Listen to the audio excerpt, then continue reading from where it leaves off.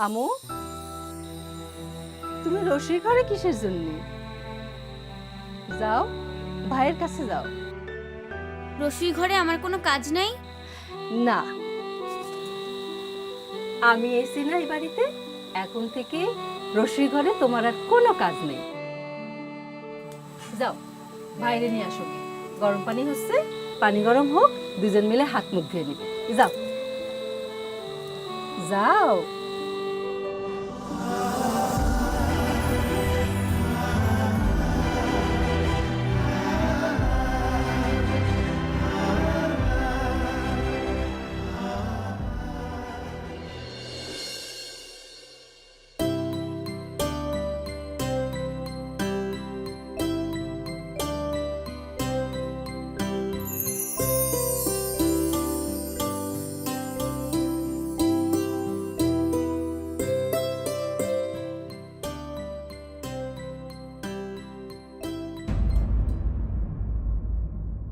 আমু, কাঁদতেছো কিনে? মার কথা মনে পড়েছে? মার কথা মনে করে কান্দিও না। আমি তো তোমার মা। মার জন্য দোয়া করো। তুমি দোয়া করলে খোদা তাআলা তোমার মারে বেহেশত নসিব করবে। কান্দিও না।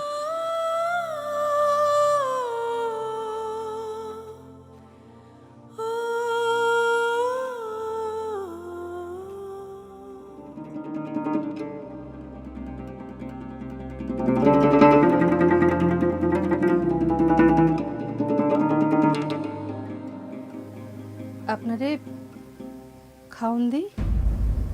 আমি রাতের বেলা তেমন কিছু খাই না, দুধ কলা। ও আচ্ছা।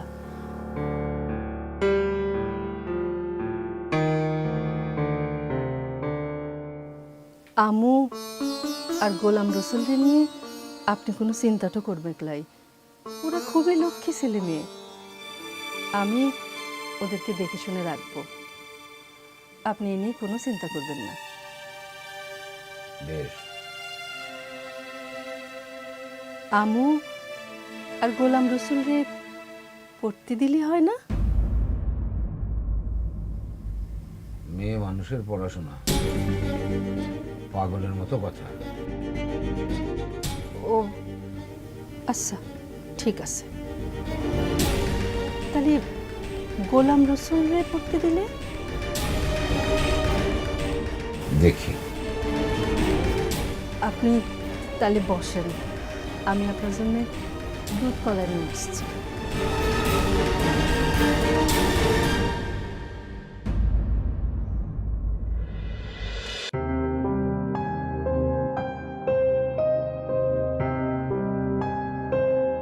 ভাইজান, তাহলে আর দেরি কেন? কাল সকালে আমি ওয়ারে নিয়ে রওনা হই। সবাই যখন বলতেছো, আমার কোনো আপত্তি নাই, আর ওর কাছে আমার কোনো পিত্তাসাও নাই। আব্বা, আমরা কি নানু বাড়িতে যাব? কতদিন বাদে নানুরে দেখব। আচ্ছা মামু, নানু বাড়িতে কি ওই জাম গাছটা এখনো আছে? আছে, আছে রে মা, সব সেই আগের মতোই আছে। আমি নানু বাড়ি থেকে এসে ফাতেমাকে অনেক অনেক গল্প শোনাবো। যাই, কাপড়টা গুছায় নেই। আমু, তোর কাপড় গোছানো লাগবে না, তুই তোর ভাইয়েরটাই গোছাই রাখিস। কেন ভাই, কেন আমি যাব না? যাবি, যাবি না কেন? যাবি, তবে এখন তোর ভাইরে নিয়ে যাই, পরে সুযোগ বুঝে তোরে নিয়ে যাব। মা দেখো না, মামু এ কি কথা বলে। ভাই যাবে আর আমি যাব না? ভাই আমাকে ছাড়া থাকতে পারে না। আরো অন্ধকার বড় ভয় পায়। মামু বাড়ি তো আমাকে ছাড়া কিভাবে থাকবে?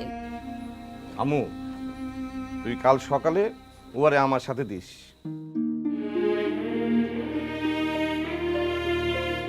ভাইজান, তুমি আমুর একটু বুঝায় কও।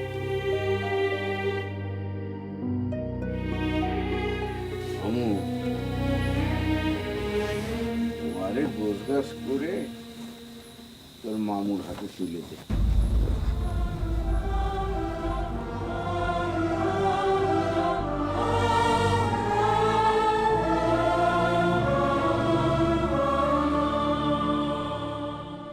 মা, মামুর কিছু বলো না, বলো না। ওরা ভাইকে কবে ফেরত দিবে? ওরা তোর ভাইরে আর ফেরত দেবে নাই, ও আর কোনোদিনও এই বাড়িতে আসবে নাই। আমি তো তোকে সৎ মা, তার লাগি তোর ভাইটারে আমার কাছে ওরা রাখবে নাই। তুই তো আমার কাছে থাকবি, তুই তো আমার মেয়ে, তুই আমার কাছে থাকবি। মা, আমি ভাইরে কোনোদিন দেখতে পাবো না?